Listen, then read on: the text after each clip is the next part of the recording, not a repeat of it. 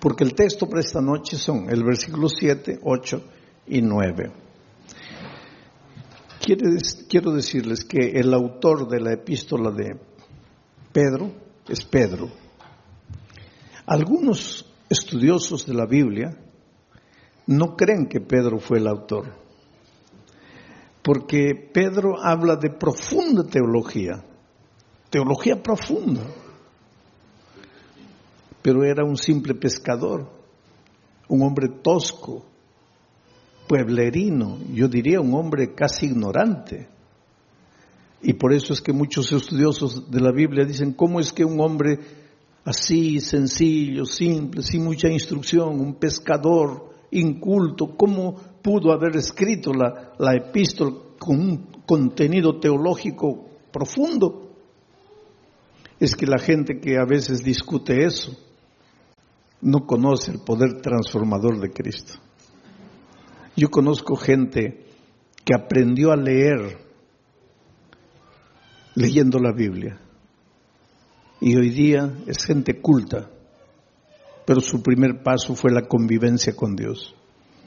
Porque cuando Dios llega a tu vida no te transforma solo en la vida espiritual, te hace crecer intelectualmente, te hace crecer profesionalmente, te hace crecer en todas las áreas de la vida, inclusive financieramente. Pero tú no tienes que buscar a Jesús por causa del crecimiento profesional ni financiero, ¿no? Tienes que buscar a Cristo para transformar tu vida. Y cuando tú te dejas transformar por Jesucristo, pues Él termina la obra que ha empezado en ti, porque Él nunca comienza un trabajo y lo deja por la mitad, Él lo termina. Y ahora encontramos aquí un Pedro teólogo, cuando fue un simple pescador. Nunca estudió una facultad de teología, nunca hizo maestría, nunca hizo doctorado, y hoy día los doctores en teología gastan horas y horas para tratar de entender a Pedro. Y yo estoy analizando la epístola de Pedro. Ayer Pedro estaba hablando de la fe.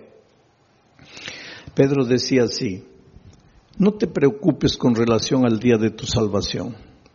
Si te vas a salvar o te vas a perder, no te preocupes. Tú vas a ser protegido por la fe. La fe te va a proteger. Y anoche yo estaba explicando que la fe es la confianza que tú tienes en Dios. Cuando tú dices, yo tengo fe, estás diciendo, yo confío en Dios. La confianza en Dios. Pero para que tú puedas confiar en Dios, tienes que convivir con Dios. Porque tú no puedes confiar en alguien que no conoces. Y no puedes conocer a alguien con quien no convives. Ustedes no me conocen, pero mi hijo sí me conoce. Ustedes no me conocen, pero mi esposa sí me conoce. ¿Por qué? Porque ellos conviven conmigo. Ustedes no. Ustedes me ven una vez, pero eso no es conocer. No es porque me viste escuchar, predicar un sermón y ya conozco al pastor Bullón. Conoces mi cara, pero no conoces cómo reacciono yo delante de las dificultades, delante de los momentos difíciles. Pero los que conviven conmigo sí, porque para conocer a una persona hay que convivir. Entonces, para confiar en Dios tienes que convivir con Dios. Si no convives con Dios, no lo puedes conocer. Y si no lo conoces, no puedes confiar. Y si no confías, no tienes fe. Entonces, ¿qué fe te va a guardar para el día final? Porque Pedro en el texto de anoche decía, es la fe la que te va a guardar para el día de la salvación. Conocer a Jesús. ¿Cómo se convive con Jesús? Estudiando la Biblia todos los días, aunque no tengas ganas de estudiar la Biblia. ¿Por qué digo aunque no tengas ganas? Porque generalmente no te va a dar ganas de estudiar la Biblia. ¿Por qué? Porque tienes naturaleza pecaminosa. Y a la naturaleza pecaminosa, pues le gusta ir a la iglesia, cantar, emocionarse, escuchar un sermón y listo ya. Eso es lo que le gusta a la naturaleza pecaminosa. Pero eso no es convivir con Dios. Si tú quieres convivir con Dios, tienes que estudiar la Biblia todos los días, aunque no tengas ganas de estudiar. Tienes que orar, aunque no tengas ganas de orar. Y tienes que buscar a una persona y traerla para Jesús, como hizo Claudia. Conoció el Evangelio, fue y trajo a Jesús y ahora tiene la alegría de verlo bautizado. Eso es lo que tienes que hacer. Entonces tu fe, esa confianza en Dios te va a guardar para el día final. Pero entonces ahora entramos al texto de hoy. Para que sometida a prueba vuestra fe. ¿Qué cosa es vuestra fe? Vuestro conocimiento de Dios, vuestra confianza en Dios. Quiere decir que tu fe va a ser sometida a prueba. Y va a ser sometida a prueba mucho más preciosa que el oro.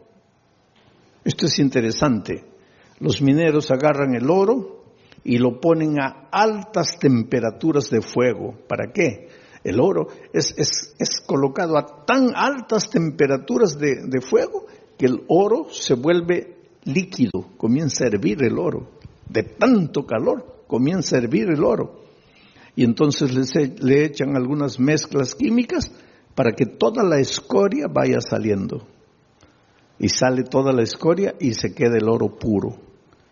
Y cuanto más fuego le ponen al oro, más puro se queda el oro. Por eso ustedes han escuchado hablar de oro 18 quilates, 22 quilates. Eso es pureza del oro. Y el oro más puro es el oro que ha sido más quemado. Ahora es interesante, porque si le colocamos fuego a este púlpito, el fuego lo quema. Pero si le colocamos fuego al oro, el fuego lo purifica al oro. Destruye al púlpito, pero purifica al oro. Ahora dice el texto bíblico de Pedro que el fuego es la prueba, son las pruebas de la vida. Dios manda, no voy a decir manda, Dios permite que las pruebas lleguen a tu vida. Estoy diciendo Dios permite, no Dios manda, Dios permite, porque te voy a decir una cosa, y entiende bien esto. ¿Qué cosa es prueba?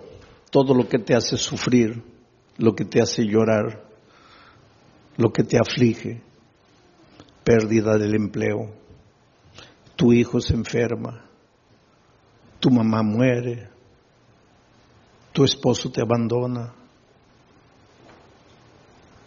Aflicciones, pruebas, todo eso, por favor, nunca digas Dios me está mandando la prueba, porque Dios no manda pruebas.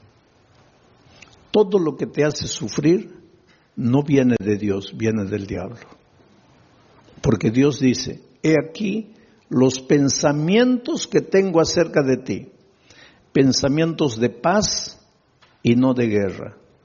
Pensamientos de amor y no de odio. Dios solo quiere lo mejor de lo mejor para ti. Pero vives en un mundo de dolor. Hasta que Cristo venga, estamos peregrinando en el desierto del dolor de esta vida.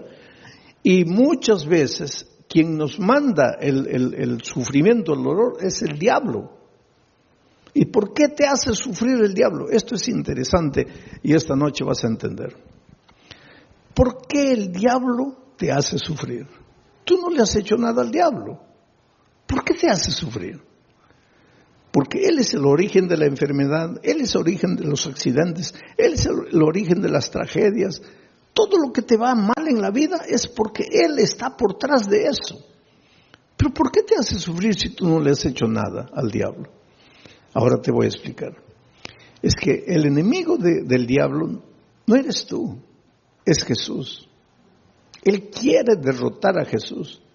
¿Te acuerdas en el cielo? El diablo se levantó queriendo usurpar el lugar de Jesús. Hubo una pelea en el cielo, dice Apocalipsis, hubo una batalla, el diablo perdió y fue expulsado del cielo.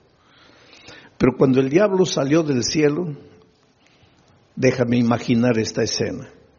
El diablo estaba saliendo y miró y le dijo a Jesús, está bien, me venciste una vez, pero la pelea no está acabada. Me venciste ahora, pero ya vas a ver cuando nos encontremos por segunda vez. y fue expulsado. Entonces, cuando Jesús nació en esta tierra, cuando vino a salvarnos del pecado, Jesús era un nené indefenso. Y el diablo dijo, ahora sí, no lo pude derrotar en el cielo, pero ahora como un niño yo lo agarro y lo mato. Y miren lo que el diablo hizo. ¿Vino a matarlo personalmente? No, porque el diablo es cobarde. El diablo nunca muestra la cara. ¿Qué hizo el diablo para matar a Jesús? Se metió al corazón del rey Herodes. Firmó un decreto de muerte para mandar matar a todos los niños menores de 2 años. Y cuando Herodes firmó el decreto de muerte, ahí el diablo dijo, ahora sí, lo voy a matar. De esta no se salva. Pero esa misma noche, el Espíritu de Dios se presentó a José y le dijo, toma al niño y a su madre y vete a Egipto, porque lo van a matar. Y cuando José huyó para Egipto, el diablo se quedó mordiendo los labios de rabia y dijo, me venciste por segunda vez. Después, cuando Jesús comenzó su ministerio, antes de comenzar su ministerio, se fue al desierto a ayunar 40 días, ¿te acuerdas? 40 días sin comer, pues Jesús estaba debilitado, flaco.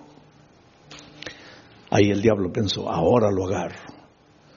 No lo gané, no lo derroté en el cielo, no lo derroté cuando era niño, pero ahora lo agarro, está debilitado, 40 días sin comer, lo agarro.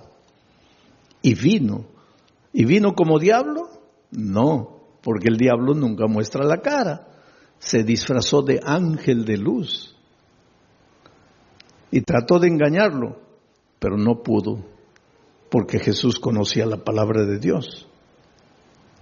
Y entonces derrotó al diablo por tercera vez. 3-0. Ya era casi goleada.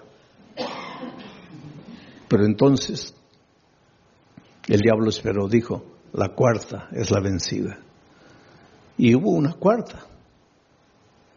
Cuando el diablo se metió al corazón de los soldados, porque ya les dije, el diablo nunca muestra la cara, y los soldados prendieron a Jesús y lo llevaron al Calvario y lo clavaron. Y cuando Jesús murió, ahí sí el diablo dio una carcajada. Dijo, ahora sí lo vencí, lo acabé. Al tercer día Jesús resucitó.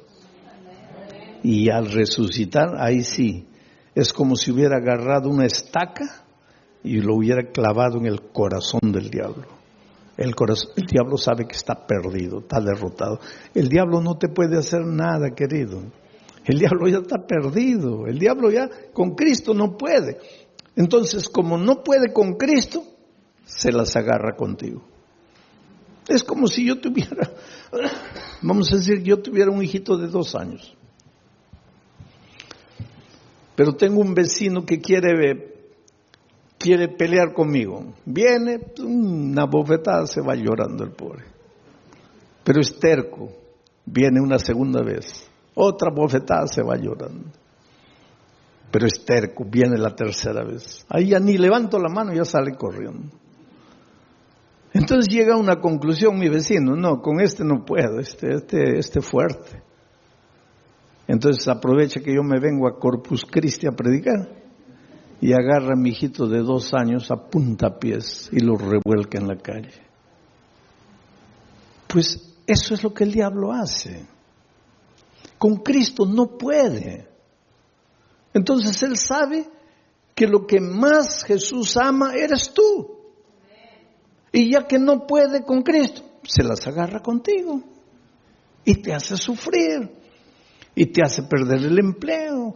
Y hace que tu hijito nazca enfermo, y esto y aquello. En realidad el diablo no tiene nada contra ti. Él te hace sufrir porque sabe que haciéndote sufrir a ti, está haciendo sufrir al Señor Jesucristo.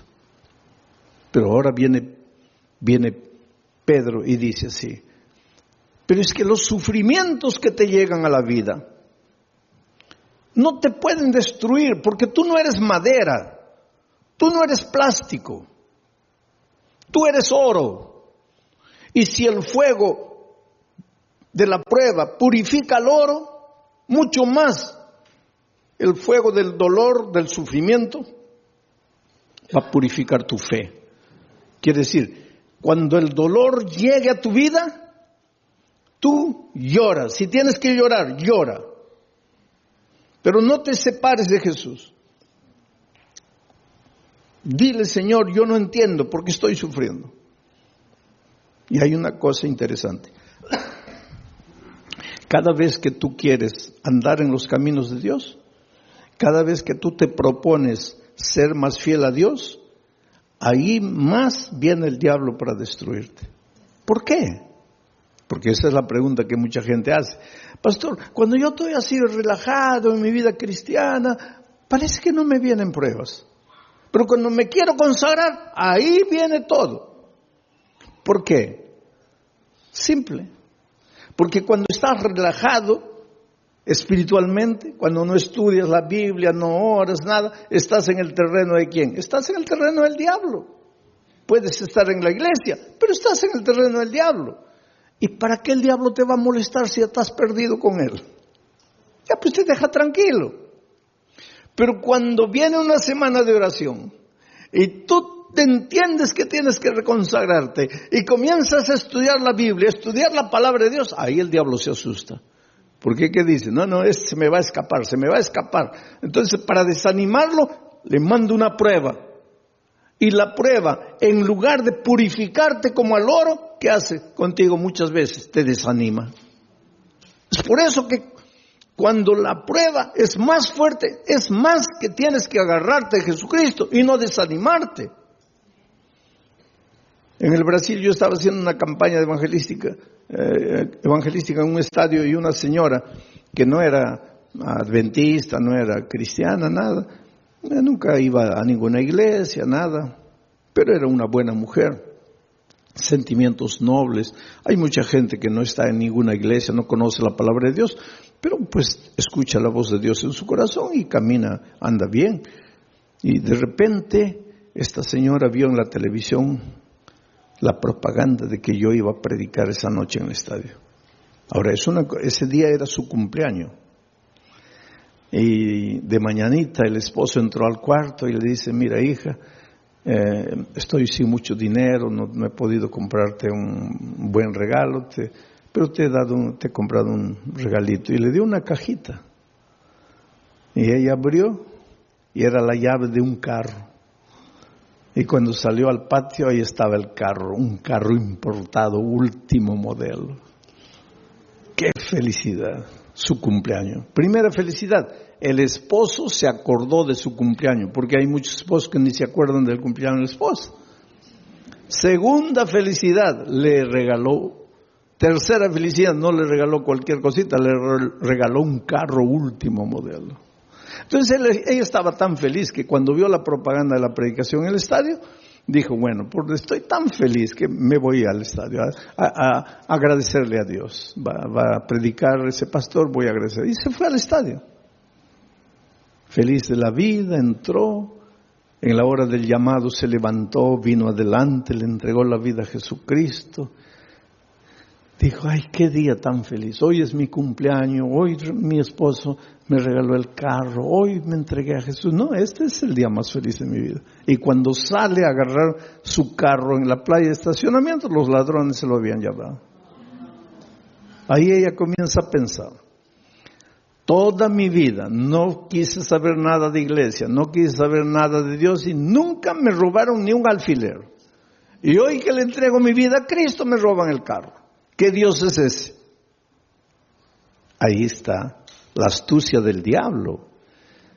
Tú preocúpate cuando no vienen pruebas a tu vida, querido. Porque a veces no vienen pruebas a tu vida porque el diablo está tranquilo contigo. ¿Para qué te va a mandar pruebas? Pero atrévete a entregarte al Señor Jesús, a caminar en sus caminos, que ahí viene el diablo con todo para desanimarte. Ahora vamos al texto bíblico una vez más. Para que sometida a prueba vuestra fe, sí, porque tu fe tiene que ser sometida, porque una cosa es, sí, yo creo, yo creo. Eso no es fe. Eso no es fe. Por eso es que el creer siempre viene acompañado del bautismo. El texto de Marcos 16:16 dice, el que creyere y fuere bautizado, este será salvo. El problema es el idioma, porque en español creer y ser bautizado son dos cosas. Pero es que Marcos no escribió ese versículo en español, porque Marcos no hablaba español. Marcos escribió ese versículo en griego, el idioma que él hablaba. Y en griego no son dos conceptos, el que creyere y fuere bautizado, no. Es un solo concepto, el que creyere siendo bautizado. O sea, en griego, creer no es solo mover la cabeza, no es solo teoría. El creer intelectual viene acompañado del creer práctico. Si tú crees, te bautizas. Si no te bautizas, es porque tu creer se quedó en la teoría. Y ese creer teórico no te salva. Te voy a hacer pensar un poco. El otro día una señora me preguntó, pastor, ¿el diablo es ateo? A ver, ¿qué piensan ustedes? ¿El diablo es ateo? No, el diablo no es ateo, querido. Y Santiago explica eso. Dice, ¿tú crees en Dios? Haces bien. Pero el diablo también cree. Y no solo cree, ¿qué más hace? Tiembla. Ahora, si el diablo cree y tiembla, ¿por qué no se va a salvar? Porque su creer es teórico. Su creer no es práctico. Entonces, mucha gente hoy, muchos cristianos, sí, yo creo, bautízate. No, bautismo no, pero yo creo. Eso no existe. Yo creo, pero no me bautizo. Eso no existe, porque el creer bíblico es creer siendo bautizado. Es decir, la teoría y la práctica van juntos. Y tu fe cuando es práctica, tiene que ser probada. Tiene que ser probada. Porque el sufrimiento es como el dolor. Si tú comienzas a levantar pesas, comienza a doler. Levantas 10, ya pesa. Y comienza a doler. Al día siguiente 15, duele. Al otro día 20, duele, pero después te agarran aquí, pura piedra. Así es la fe. Cuanto más te duele, cuanto más dolor viene, cuanto más sufrimiento, tu fe más fuerte, más fuerte, más fuerte. Es por eso que en medio del dolor tienes que agradecer a Dios, porque Él sabe, Él no te manda el dolor, pero Él aprovecha el dolor que el diablo te manda para fortalecer tu fe. Para que sometida a prueba vuestra fe, mucho más preciosa que el oro, el cual, aunque perecedero, se prueba con fuego. El oro que perece, que es de esta tierra, se prueba con fuego. Entonces, si el oro se prueba con fuego, la fe, que vale mucho más, ¿cómo no se va a probar con fuego? Claro que tiene que venir el fuego del dolor. Para que sometida a prueba vuestra fe, mucho más preciosa que el oro, el cual aunque perecedero se prueba con fuego, para que entonces vuestra fe sea hallada en alabanza, gloria y honra. Quiere decir que tu fe es bombardeada por el diablo. Te arranca lágrimas, te hace sufrir. Muchas veces sientes que ya no puedes resistir de tanto dolor, de tanto sufrimiento. Aguanta un poco. En el nombre de Jesucristo, aguanta. ¿Por qué? Porque tu dolor se va a transformar en alabanza, gloria y honra. ¿Pero cuándo? ¿Cuándo? Lee la Biblia y respóndeme. ¿Cuándo? Cuando Cristo venga. Ahora me vas a decir, pastor, pero cuando Cristo venga todavía, yo preferiría ahora. Pues eso es lo que mucha gente hace. Prefiere la hora, cortito, y pierde la eternidad toda. Yo cuando era chico, íbamos a salir de vacaciones, las pocas, tal vez la única vacación que salí con mi padre, mis hermanos. Íbamos a viajar a un lugar donde no había dentista, no había nada. y me comenzó a doler el diente, ¿no? Y mi padre me dice, mira, antes de salir vamos a arrancar el diente. Yo soy de aquellos tiempos en que dolía el diente, arrancaba, ¿no? Hoy día no, eso es un crimen. El diente te duele, hay que restaurarlo. Pero yo soy de los tiempos, dolía, arranca. Había muchachitos de 20 años que ya no tenían un diente todo arrancado porque comenzaba a doler, arrancaban. ¿Cómo ha progresado la odontología también hoy día? Es un asesinato arrancar un diente. Pero pues mi padre me dice, oye, vamos a arrancar el diente porque... No, pero me va a doler. ¿Cuánto te va a doler? Te va a doler un día. Pero vas a disfrutar de las vacaciones. No. Oye, vamos a ir a un lugar donde no hay dentista. Vamos a arrancar el diente. No, que no. Fuimos de vacaciones. Y el dolor aumentó. Se me arruinaron las vacaciones. Todo el mes llorando de dolor. Y ahí mi padre me decía, ahí. Yo no te dije, mejor sufre un día y disfrutas de 30 días de alegría. Ahora, tú preferiste el día de gozo y 30 días de sufrimiento. Entonces la vida cristiana es igualita, querido.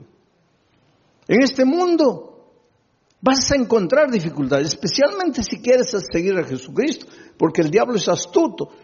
Tú tienes un buen empleo, pero ahora descubres que el sábado es el día santo del Señor y quieres guardar el sábado, ya vienen los problemas. Pero hay una cosa, no te desanimes.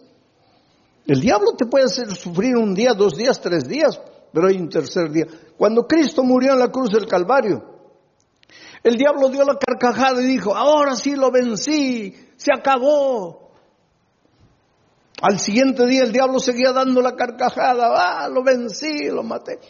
Al tercer día amaneció dando la carcajada y de repente la carcajada del diablo paró en seco porque la tierra se abrió y Cristo resucitó.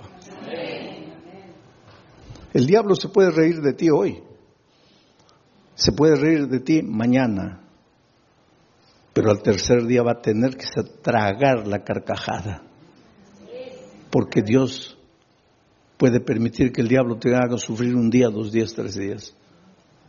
Pero llega el momento en que Dios te va a devolver todo lo que el diablo te quitó. Así fue con Job.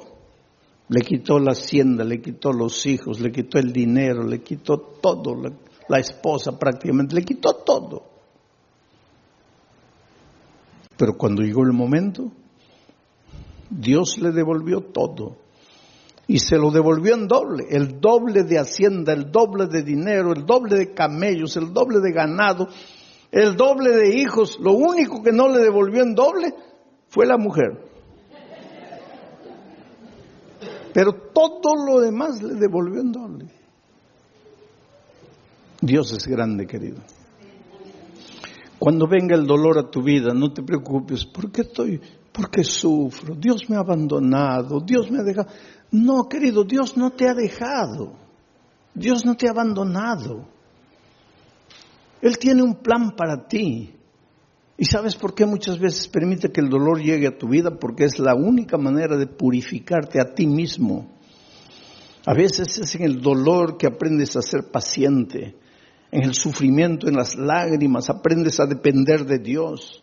Y esta vida cristiana es dependencia de Dios. Y esa disciplina de aprender a depender de Dios, muchas veces solo con el dolor. Vamos a seguir leyendo. El siguiente versículo. Versículo 8. ¿A quién amáis? Está hablando de quién, de Jesucristo. Porque dice que vuestra fe va a ser recompensada con gloria, honra, alegría. ¿Cuándo? Cuando Jesús venga. Cuando Jesús venga, Jesús, a quien amáis sin haberle visto. En quien creyendo, aunque ahora no lo veáis, os alegráis con gozo inefable y glorioso. Mira, a quien amáis sin haberle visto. ¿Tú vives con Jesús hoy? Sí, pero no como los discípulos que pudieron verlo. Por eso Jesús le dijo a los discípulos, bienaventurados los ojos de ustedes que pueden ver lo que los profetas quisieron ver y no pudieron. Estaba hablando del mismo. Los profetas siguieron a Jesús solo por la fe. Nosotros hoy también lo seguimos solo por la fe, pero los discípulos tuvieron un privilegio único. Ellos lo vieron físicamente. Pero aunque nosotros no podamos verlo físicamente, igual podemos verlo a través del estudio de la Biblia, de la oración y trayendo una persona para Cristo. Estamos conviviendo con Jesús. Pero aquí el asunto es, ¿quién escribe a quien amáis sin haberle visto? ¿Quién escribe este versículo? Pedro. ¿Y Pedro lo vio? ¿Y lo amó? ¿Y por qué lo traicionó? Ustedes se acuerdan que después de la traición Jesús ya había resucitado y los discípulos estaban en la playa. Y el pobre Pedro, cuando Jesús apareció en la playa, estaba mirando para otro lado, avergonzado. Ay, ¿qué me va a decir? Que lo he traicionado, porque después de la crucifixión ya no lo vio. Ahí se encontraron en la playa con Jesús resucitado. Y Jesús apareció y Pedro, ay Señor, en algún momento me va a llamar aparte, me va a dar una bronca porque lo traicioné. Y efectivamente, en un momento, Pedro se acercó. Jesús se acercó y Pedro dijo, ahora viene la paliza. Y Jesús le hizo una pregunta, Pedro, ¿me amas? La última cosa que Pedro imaginaba era esa pregunta. ¿Me amas? Sí, Señor. No, Pedro. ¿Cómo sí, Señor? Te estoy preguntando si me amas. Sí, Señor. No, calma. ¿Por qué tanta prisa? No me has entendido. Te estoy preguntando si me amas. Y ahí él se dio cuenta de por qué Jesús le preguntaba eso. Y comenzó a llorar. Y dijo, Señor, yo sé, tú sabes todas las cosas. Tú no tienes ninguna razón para creer que yo te amo. Te he fallado. Pero me das la oportunidad de amarte. Y Jesús le dijo, claro que sí. Y todavía te voy a confiar una misión, predicar el Evangelio. Y algunos días después, Pedro se levanta para predicar un sermón y bautiza a 3,000 personas. La pregunta esta noche es, ¿tú quieres resistir en la prueba? Cuando el dolor venga, ¿no quieres traicionar al Maestro? Entonces la pregunta es, ¿tú amas al Señor Jesús? Porque Pedro después de haber pasado todo eso dice, a quien amáis sin haberle visto. ¿Por qué dice a quien amáis sin haberle visto? Porque él sí lo había visto. En quien creyendo, aunque ahora no le veáis, os alegráis con gozo inefable y glorioso. Lo que Pedro está diciendo es, tú aunque no lo veas físicamente, lo puedes amar. Y Pedro cuando se levantó, se arrepintió y le dijo a Jesús que lo amaba, dice la tradición, la Biblia no dice eso, pero la tradición dice que él fue crucificado. Y cuando lo iban a crucificar, él dijo, no soy digno de ser crucificado como mi Maestro. Crucifíquenme de cabeza para abajo. Y lo crucificaron de cabeza para abajo. No hay prueba bíblica para decir eso, pero la tradición dice, sea como fuere, sabemos una cosa. Después de transformado por el poder de Dios, él ya no tuvo miedo de morir por Dios. Oh, querido, Dios tiene un plan muy, muy bonito para tu vida. Las tristezas y dolores que llegan a tu vida tienen sentido, pero tienen sentido cuando tienes fe. Hace muchos años atrás, en la ciudad de San Pablo, los jóvenes de una iglesia fueron a participar de un congreso en el sur del país. 40 jóvenes, miembros del coro de la iglesia. Y el sábado en la noche, terminado el congreso, regresaban para San Pablo. Y el ómnibus se chocó. Sabe que los jóvenes venían cantando himnos, los himnos del coro. Venían cantando en el ómnibus y el ómnibus se chocó contra un camión cargado de fierro de construcción. Y el fierro los atravesó.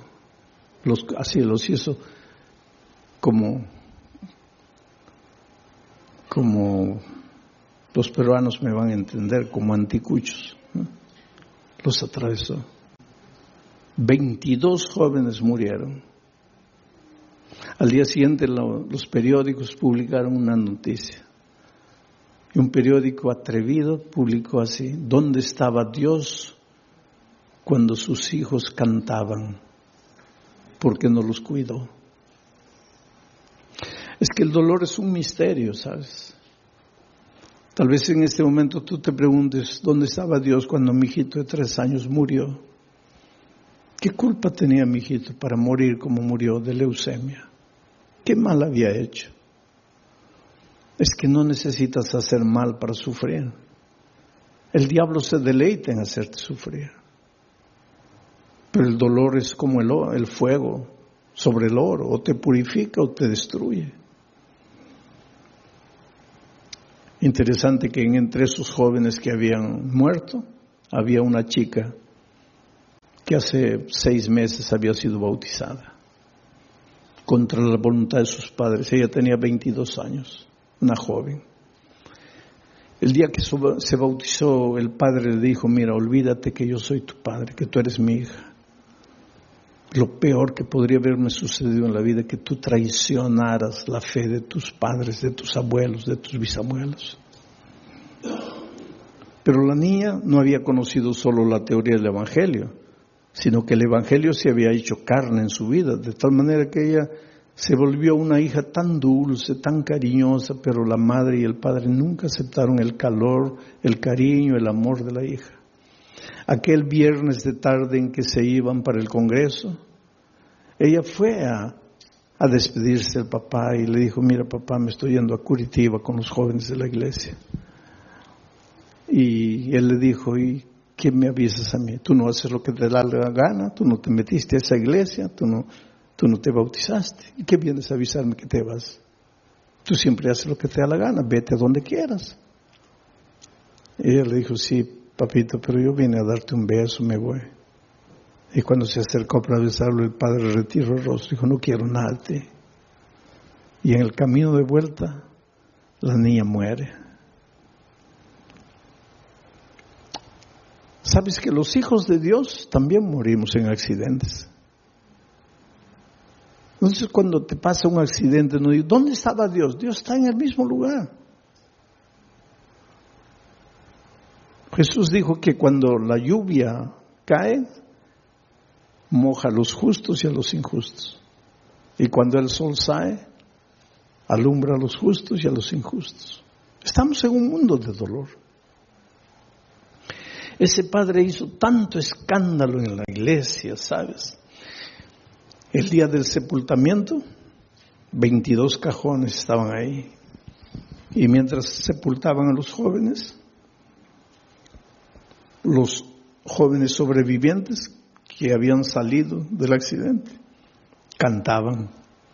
Sus amigos estaban siendo enterrados y ellos cantaban, lloraban. Las lágrimas caían, pero cantaban.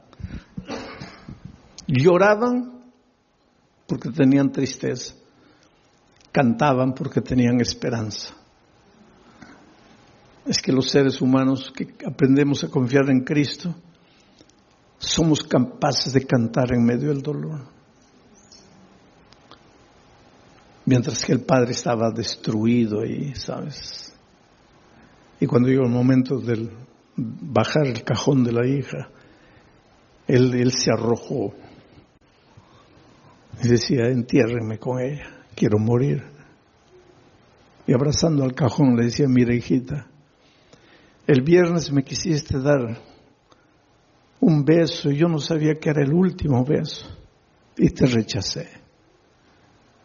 Por favor, perdóname. Quiero morir, quiero morir, quiero morir. Fue una escena triste, dramática, cuando sacaron al padre, terminó el entierro, todos se fueron. El hombre se quedó solito junto a la tumba de su hija. Y la mejor amiga de su hija, que salió viva del accidente, que fue justamente la que la llevó al Evangelio, al conocimiento de la palabra de Dios, Ya cuando se estaba yendo, volteó y vio que el papá de su amiga estaba ahí junto a la tumba y dijo, voy a volver.